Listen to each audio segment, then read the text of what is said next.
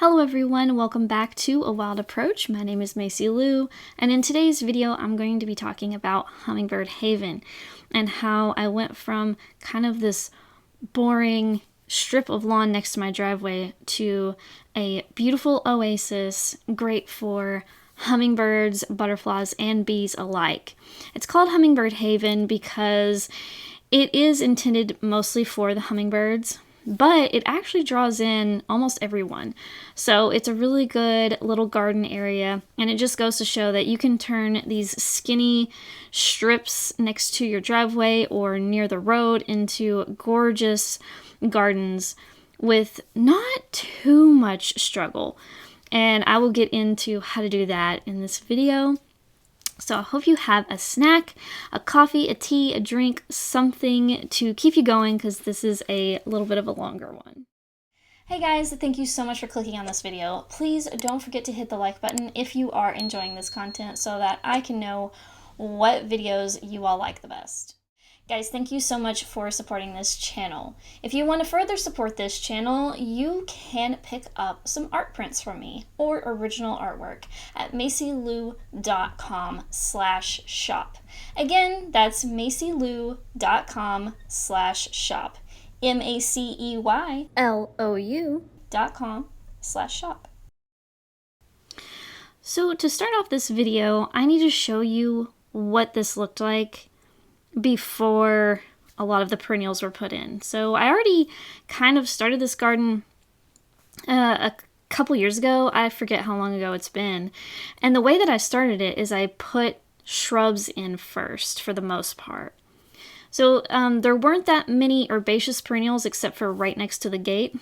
And I decided it was really time that I put some herbaceous perennials around my shrubs and make it easier to mow and easier to have an actual completed garden and not just kind of a haphazard, here's a shrub here, there's a shrub there, and then all this lawn in between. It just makes maintenance a lot more frustrating, especially for my husband who does the mowing. So I decided I was going to edge this garden bed and actually create an actual garden bed. As you can see in this footage here, this was me in the wintertime, and I just decided, you know, wintertime is the best time for me personally to dig. I am sensitive to the heat, so digging a lot, digging up lawn specifically, ripping out lawn, anything involving edging a bed, anything like that, is just so much easier for me in the winter time. I do not like being in the middle of summer out there digging up lawn or edging. I've done it before many times, and I've learned that it's just not my time to do that. So this time I got a little bit smarter and decided, hey, I'm going to dig this up in the winter when it's cold and when I can bundle up. Now, sometimes it was a little bit too cold, I will say. Sometimes my ears were too cold, even with my hat. So, you know, do it at your own risk. Maybe pick a day that's a little bit more mild. But as you could see, I started out with kind of just having these mulch rings around shrubs. Sort of like, some of them would be that rubbery material. And I guess it's recycled tires, I'm not really sure, but look into it and you decide if you like doing that in the meantime until you get your herbaceous perennial layer in. I don't really know. I hear mixed opinions on it, and I only have one of them, so I'm just like, whatever. I have one, and I just kind of move it around wherever I need to put a mulch ring around a shrub, you know, or a small tree for temporary, just until I can get my ground cover layer in there. So as you can see, I'm doing a lot of pointing, but that's just me talking in the original footage because I did have, this is a separate video as well that you can go and watch in real time, me talking about these different plants and things I already have. So what I want to talk about though in this video is the complete evolution of this garden, because the complete evolution to me is interesting, and I think it could actually help you guys if you're starting a brand new garden this fall, because fall would be a great time to start a new garden because it's a great time to plant native seeds. if you want to do directly in the ground or directly outside in pots, anything like that. It's a great time to dig because it's cooling down. So in the fall, you know, as it cools down, it could be a great time for you to dig if that's your thing, if you're like me and you're sensitive to the heat. So I feel like this is just a great opportunity for me to talk about starting a new garden. It's August 26th as I am recording this voiceover right now, but by the time you're seeing this, it's probably September or October. So, hi from the past. As I always say, I film these videos weeks ahead of time. So, let's talk about it. I had already put shrubs in this garden, and I will tell you which shrubs I put in. I put in arrowwood viburnum, which is on the screen right now, and I put in 9-bark. I put in 2 arrowwood viburnums and 2 9-barks, but only one of the 2 9-barks survived. 9-barks are supposed to be extremely easy to grow, so don't get discouraged by me losing a 9-bark. These things can happen. You can lose a plant, any plant at any time for any reason. Like, you just don't know necessarily what happened. Like, you could figure out what happened, maybe if you are more knowledgeable than me. But sometimes I just don't know what happens. Sometimes things just aren't happy in the spot. Sometimes they get a disease. Sometimes they get something eating on them that maybe it eats them too soon and they're too young to handle the damage. Whatever the case may be, it happens and I just let it roll right off my shoulder. I do not let it get me down, because if we let every dead plant get us down, we're not gonna move forward. And to me, this is a mission as well as it's not just fun and it's not just for beauty, but it's also a mission. So if you have a mission in life, you know that you kind of have to let the failures roll off your back and keep moving. So that's what I do. So in this footage, you can see me waving my hands around talking about plants. That is Peninsula Garden, which turned into the Pond Garden. And what I'm talking about in that footage is I'm talking about how I needed to move a bunch of plants from Peninsula Garden to make room for the pond. And in order to do that, I ended up moving a lot of those plants from Peninsula Garden into Hummingbird Haven, which is what this video is all about. See, this is Hummingbird Haven on the outside of my fence next to my driveway. And it was just a very not a very efficiently used space. You know, it's next to the driveway and it just is on the outside of the fence, and anything outside of the fence is just not as efficiently used, and I'm trying to fix that. And so far, I am loving Hummingbird Haven. So as you will see later in the video, I think it's beautiful. I think it's doing its job. I think it is proving to be worth the time and the effort that we have put into this. Derek, my husband, he has dug up some of this lawn after I needed a break. So I started it and then I had him help me with it too. And then as you can see, half of it I put down these roofing shingles. We had some extra roofing shingles in the garage from, I guess, just whoever lived here before. And we just use that to kill the grass. And no, that is not why the 9-bark died, because the 9-bark died before I did that. I get that comment a lot on these videos. Don't worry, I did not kill the 9-bark because of the shingles. That's not the order things happened in. The 9-bark was already on its way out by the time I put these shingles down. I was just giving it a chance to come back to life, but it never did. So that being said, you can kill your grass with cardboard. I've done it. You can kill your grass with shingles like this. As you can see, I've done that. And you can also manually remove your grass. You can solarize your grass with the right kinds of plastic. Do a little research into that, because I don't usually do that.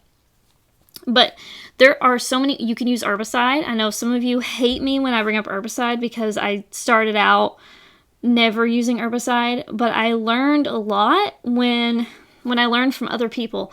I learned a lot, and I learned that, like, for example, if you have a huge property, let's say you have a 50-acre property, it's not practical to not use herbicide to kill invasive plants. I'm sorry that that is frustrating, and I know that we all have to be careful about herbicide because it's not just some willy-nilly spray it everywhere kind of thing. No, you have to be careful with it.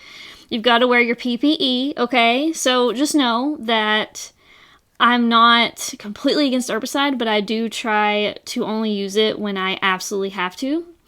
But I'm not going to judge you if you use it to kill your lawn, because killing the lawn is actually really hard. Even with all these methods I've mentioned, it's not easy. You might have to do these things multiple times in order to kill it. You know, you might have to do the cardboard method more than once. You might have to do the solarization thing more than once. You might have to dig it up more than once. Like, none of these methods are perfect. Same thing with herbicide. You might have to apply herbicide more than once. Like, it's tough. It's tough to kill invasive plants. That's why they're invasive. They're tough, right? So, yeah, I believe in using herbicide, and I believe in doing it responsibly, wearing protection, and only doing it when you absolutely have to, or when you're just like, some of us just don't have the physical capability of digging up the lawn, for example, and bending over and putting down cardboard and putting down stones and putting down, all this stuff. It can be taxing on your body, especially if you're older or if you have any kind of disability or anything. So just keep that in mind when you are angry about herbicide, that there are reasons to use it. There are. Unfortunately, we have to sometimes. And it sucks. It's not ideal. But sometimes you have to do it.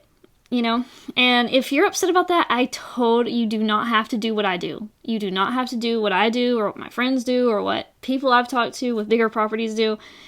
You do what you think is best on your property. I'm never going to try to force anybody to do things my way. That's just, or at least I try not to. I don't want, these videos are not to try to force you to do things my way. I might rant sometimes because I get frustrated. I get frustrated if I see something being done that doesn't need to be done, but I might rant about things. But guess what? I'm a human, and I change my mind about things. And I'm sure a lot of you have changed your mind about things in the past as well, probably. When you see something and you're like, oh, well, I guess that's a good reason to do that. And one of the things that I use herbicide for is if there's an invasive tree or shrub that's just so big, I can't do anything else. Like, people have mentioned maybe trying to smother something like that, like a stump. But if you're on a really steep incline, that's not practical. I wish it was, but it's not. If it's a dangerous steep hill next to the road, it's probably not practical to pile a bunch of stuff on the hill to smother that stump. It's just not. And then salt can, if you use salt, that can be bad in your soil for a long time. There's just so many problems with every method. I try to reiterate that none of these methods are perfect. We are coming into the natural environment and we are disturbing the soil no matter what we do, right? Even if you use herbicide, you're going to disturb the soil by raking the dead grass out of it, right? So, everything is sort of us intervening. We're intervening in the space because we've already intervened by introducing the invasive plants in there. If we didn't introduce all these invasive plants into our environment, we wouldn't have to go back in and intervene and take them out. But unfortunately, we've already done that, and so here we are. Does that make sense? Does that ring a bell with anybody? Because again, I'm going to change and evolve over the years, just like anybody else. And so if I've ever ranted against herbicides in the past, and I know I have, just know that, sometimes you just got to use them, unfortunately. But you don't have to. When I say sometimes, you just got to use them. I mean, technically, nobody has to listen to my advice, so remember that. You don't have to listen to me. But I just put these videos out because I want to help people, and I want them to have as much information as they can get about wildlife habitat gardening, native plants, starting a native garden. Where do I start? Because it can feel so overwhelming in the beginning when you don't know anything. Maybe you only know a handful of plants, and maybe you only know how to pull weeds, but you don't know how to just start from scratch and create a brand new garden. And there are so many ways to do it. Like, I can't really think of a wrong way to start a new native garden, really. Because another cool thing you can do is just start planting stuff without even removing all the lawn. Like, who cares? Especially if it's not, you're not trying to do some really showy curb appeal garden and you're just doing it for yourself and you're just doing it in your backyard and you don't need it to look a certain way for HOA or whatever. Like, you can just start planting things and then deal with the invasive, annoying grasses as you go, right? Like, you don't have to remove it all at once and make everything pristine and put things in. It just makes it easier on you later sometimes if you do it that way, because you might have less weeds to deal with later if you remove all the invasive stuff first and then put your natives in and then put mulch around it and then keep on top of the invasive, annoying grass weeds. But it does depend on your soil. It depends on your environment that you're working in. And I noticed that Hummingbird Haven is just such an easier garden bed to maintain than almost any of my other garden beds. And I don't know what it is about this spot. Maybe it's because it is just such a harsh environment with so much going on and the heat island effect with the driveway just feet away from it. I don't know if that's part of it, but this area is so much easier to maintain than all my other gardens so far. I have other videos that you can check out where I talk about how to attract butterflies in general, and I cover a lot of things. Some of them are unexpected. If you are new to butterfly gardening, there are some things in there that you might be like, oh, I didn't even know about that. What did I do? Okay, so as you could see, half of it we dug up the lawn and half of it we killed with the shingles. So that's how we started, okay? Like I said, I started digging in the winter. Easier on my body, easier on me because not really dealing with the heat. And it was kind of fun. I was getting my blood pumping. I was exercising. I was getting it done. It felt empowering until the days where it was too cold and my ears were burning. So, keep that in mind. But anyway, what did I do next? Okay? I moved plants. So I moved plants from one garden to the other. Anytime you can get free plants from your own garden or from a friend's garden, do it. It's going to be so much better on your budget. And if you have plans to do something else in that area like I did, I needed to make room for a pond. So it was just perfect for me to move plants from garden A to garden B so that garden A could become a pond garden. So I moved a ton of yarrow, as you can see on the screen right now. A ton of yarrow. I moved from the raised bed to Hummingbird Haven. I moved penstemon because the penstemon was being completely hidden by all the gray-headed coneflower and all the tall things in Peninsula Garden, so it didn't really make sense for it to be where it was. So I moved all the penstemon, or at least as much as I could, to Hummingbird Haven right in the front so it can be front and center in the springtime and just be this beautiful display right off the bat. Don't even have to look for it. Not hidden behind or underneath anything else. Just a pop of penstemon, right? And what did I do after I moved plants? I mulched. I went to Lowe's, not sponsored, and I got bagged mulch because it's just easier for me than getting a big pile of stuff brought in. And I think it's pine bark mulch, but don't quote me on that. I think it's pine bark mulch. And this brand, which unfortunately I don't remember what the brand was just like, I loved it, you guys. It did such a good job. You could see how much mulch I just put down, right? It did such a good job. It's not that I didn't have weeds come up, but when they came up, they were easy to pull out. They were few and far between compared to my other gardens, and it was just such a beautiful experience. So, highly recommend that kind of mulch. Okay, so what did I do next? I bought new plants, okay? So I had already moved, some of my plants I already had, and I bought some new plants. So I bought Phlox subulata, I got the emerald pink and the blue, I think it's called. And it is so cute. It hasn't bloomed yet, so I'm hoping that next spring, 2026, I'm hoping it'll bloom for the first time then. And I also planted, I think I'm about to show you the blue, yeah, the emerald blue moss phlox, but I also planted like yellow Maryland aster or something like that. And that's because my logic is, okay, I want this garden to have something going on all the time. So here's the Maryland golden aster. So it blooms more about August to October, right around this time that I'm doing this voiceover, okay? And so that's the late season blooms. The Phlox subulata, early season blooms. The penstemon, early season blooms. And the yarrow was kind of in the middle, you know, kind of like early summer, and then a little bit into summer.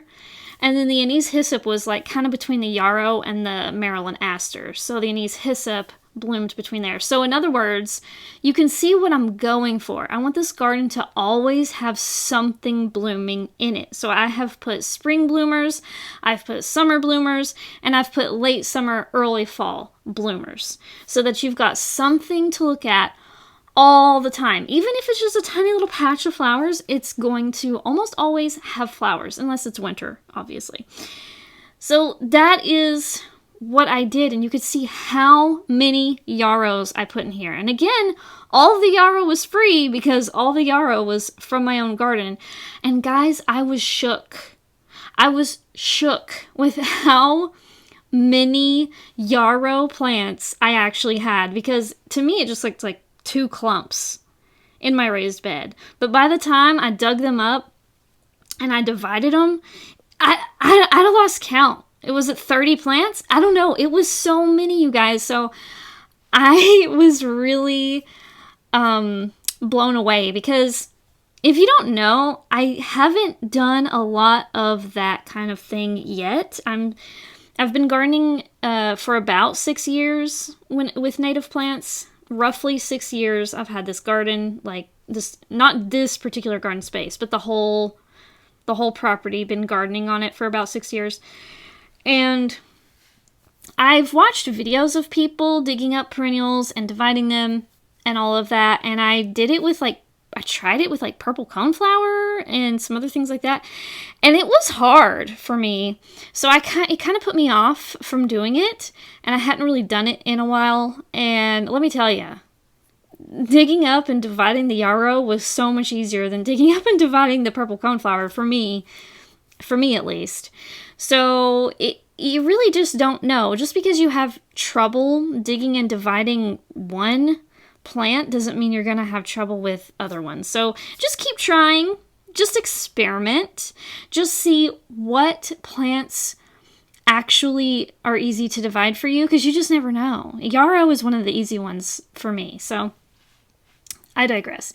This shrub is Arrowwood viburnum. As I mentioned in the beginning, I started out with shrubs. This was mostly a shrub garden at first. So this is Arrowwood viburnum. It blooms in the spring. It has beautiful blooms. It has beautiful leaves. And in the fall, it has gorgeous, in my opinion, gorgeous fall color. Just interesting fall color that you don't really see on other plants. So it kind of stands out. At least in my garden, it stands out. And then 9-bark. Common 9-bark. The blooms on common 9-bark are just so stunning. They look like pin cushions or something. Like I'm gonna sew something with the little needles in them. But here's my gate, so you can see this is the first garden area that I started with over here.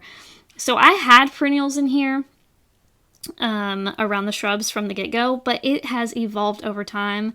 And I'm still not happy with this area. I'm happy with all the shrubs and the vines, but the lower level, the ground cover level and the perennials, I'm just not happy with. And the creeping Charlie just keeps taking over because I'm clearly not planting the right things there. So it may be that garden has turned into a shade garden. So I might need to completely swap from what I have there to something like Columbine, Golden Alexander, maybe wild geranium. I don't know. Foam flower might work. I just might have to go in and completely change the ground cover layer in Gate Garden. I call that Gate Garden, even though it's part of Hummingbird Haven. But anyway, you can see how pretty the penstemon blooms are in spring, like late spring, early summer kind of deal, around that time. And they're going over in this footage into seeds. But, oh my gosh, I love penstemon. I hope they reseed themselves really well because I welcome them to make babies. The yarrow starts out this subtle little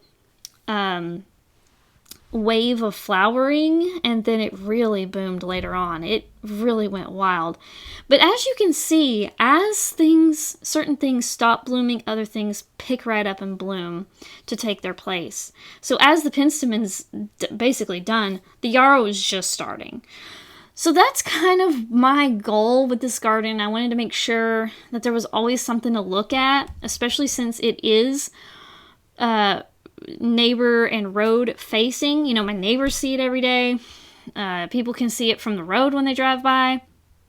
So, and I can see it, you know, if I'm hanging out on my driveway or whatever, I can see it. So it is a highly visible area. Now, my roadbed garden, which is a whole different garden, is also highly visible, but I suck at that garden.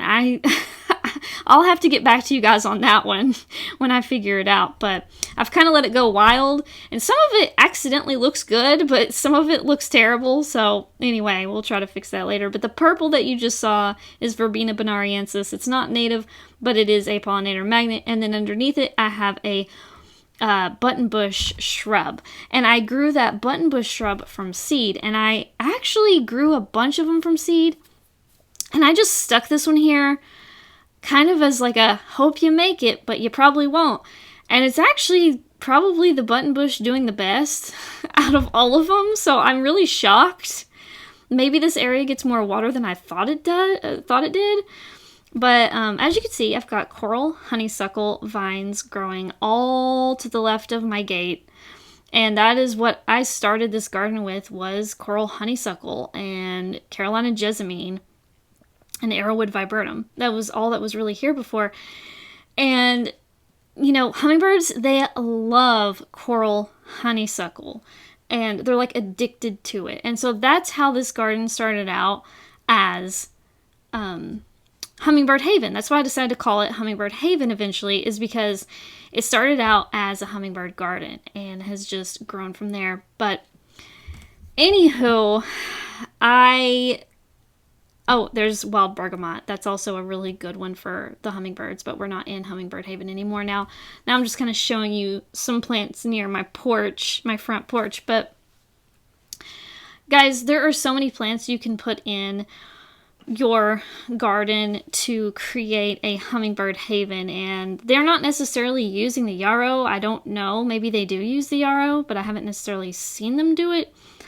But not every plant in this garden is hummingbird attractant, but it's still called Hummingbird Haven just because that's what it started out as. That's where it started, and now here we are, and it's grown to something bigger than just for the hummingbirds.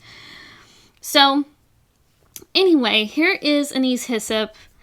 It's beautiful. This is one of my new favorite plants for 2025, and I talk about it in a different video. I have a whole video on anise hyssop, so if you haven't already checked that out, please do. I think that video is really fun. I get really nerdy about butterflies, so if you're interested in that or native plants in general, go check it out.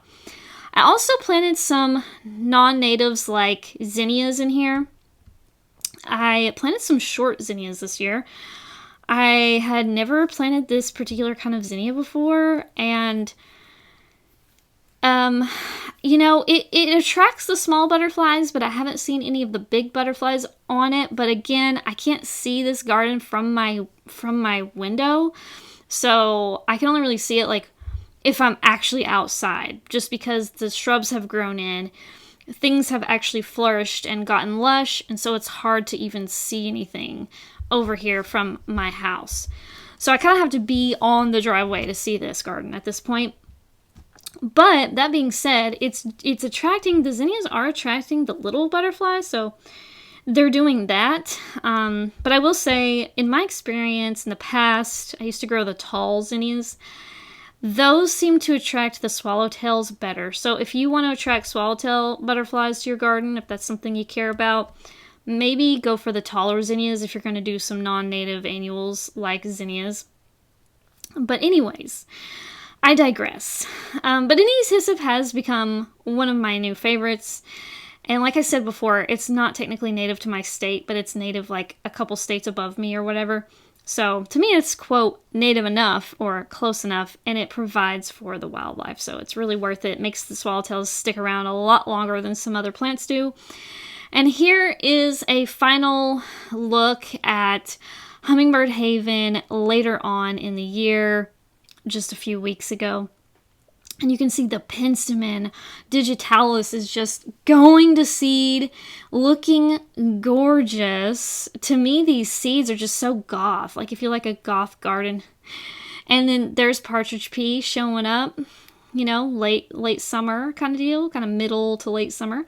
There's the viburnum looking good. And the yarrow starting to go to seed in this footage, but still has some flowers. And that's another thing I love, is I love to put herbs and things that smell good in the garden. So I've got oregano, I've got yarrow, I've got bergamot, I've got hyssop. So many things that smell good. I just love that element to the garden. I love that adds something. And there's the phlox subulata down there at the bottom, the ground cover layer, waiting for spring. Can't wait. Hopefully they'll survive the winter and come back in the spring and bloom. And yes, there's a lot of weeds in here at the moment. You could see those grass weeds near the viburnum. But I have been pulling weeds in here like crazy. And they've been so much easier to pull, because this is the Maryland golden aster, by the way. But the weeds have been so much easier to pull as this mulch breaks down and just as I stay on top of it. Plus, the kind of weeds that are coming up are just shallow rooted, most of them. And that makes your job so much easier. If your weeds can be shallow rooted, may all your weeds be shallow rooted. Maybe that should be a shirt. Yeah, I think I should make that a shirt. I think I'm going to actually write that down right now. May all your weeds be shallow rooted. I love that. All right. So, what else should I say? I've got frostweed in here. I've got Carolina jessamine. I've got crossvine. Now, the crossvine, you can kind of see in this footage a little bit way back in there on the fence. Crossvine, I wish you would grow a little faster. Crossvine, I love you, and I want to see you bloom, but you got to grow faster if I'm ever going to see you bloom.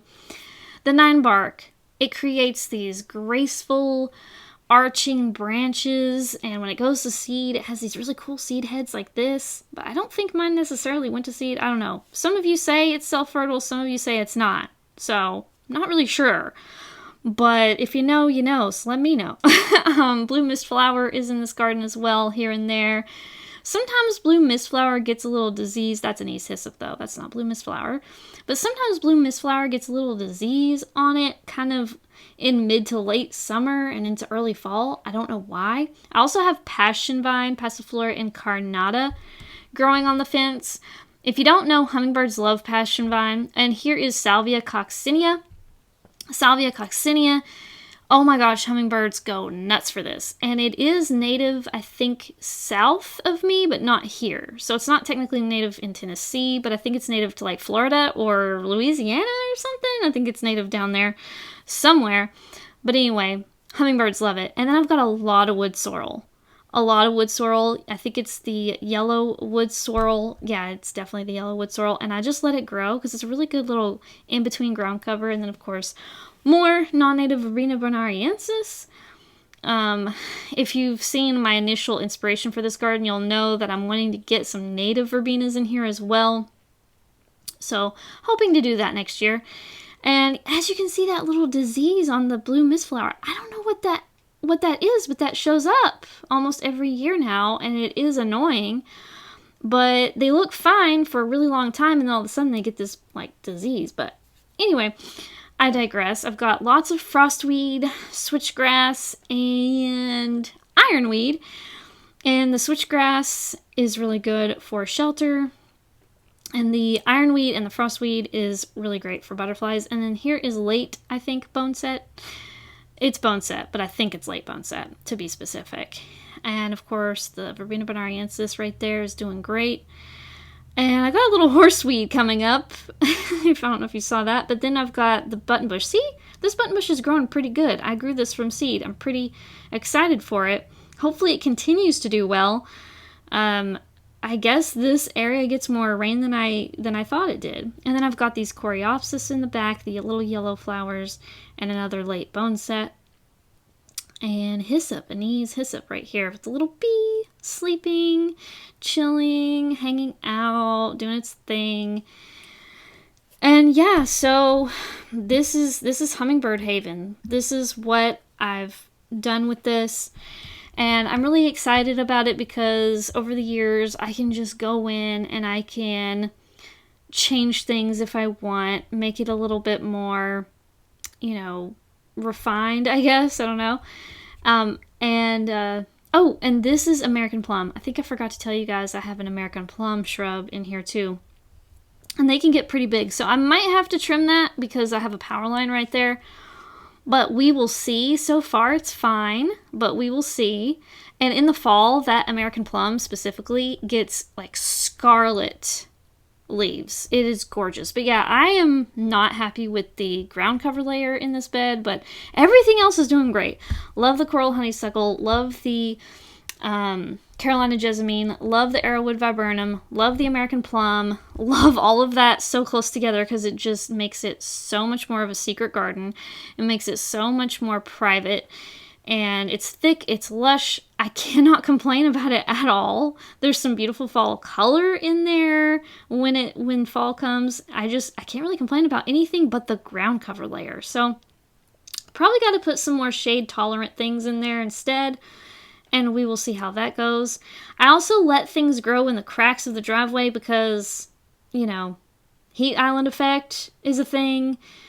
Concrete is annoying in a lot of ways and not great for the environment in a lot of ways. So just let the plants grow on it, like why not? Why not? I mean, I guess if you're in an HOA, you probably can't, but if you can get away with it, do it. if it's good for the wildlife, let it grow. The birds really like to go in this coral honeysuckle vine and shelter in there, so that's really cool to see. And yes, I have these annoying grasses that I need to pull out, but I haven't been able to get in there and do that lately. But here is that was the main stem of the coral honeysuckle. It's really, really pretty. I really love that. And here you go. Here is a view of the gate. And that was Hummingbird Haven, you guys. Leave me a comment down below. Let me know what you think of Hummingbird Haven and any plans for new gardens that you want to create at your place. And don't forget to leave a like on this video if you enjoyed it and subscribe if you want to watch more. And don't forget to hit the notification bell. I know you probably hate hearing that all the time, but it really helps you actually get to see my videos. Thanks so much, guys. Share this video with a friend if you want to. I appreciate you. Bye, guys. Hey guys, don't forget to follow me on Blue Sky and Instagram. These are the two best social media accounts other than YouTube where you can find me and you can see me post photos of the garden, thoughts on wildlife, and more. So don't forget to follow me over there. Brand new items are now available in the shop. Thanks so much to viewers like you for supporting the channel. Do you need a short, quick guide to get started in wildlife gardening? Well, turns out I've got just the thing. I just came out with a new free ebook just for you, and it's called A Wild Approach to Gardening 101. And it's available on my website today at macylou.com/shop. It's free, so go check it out. What do you have to lose?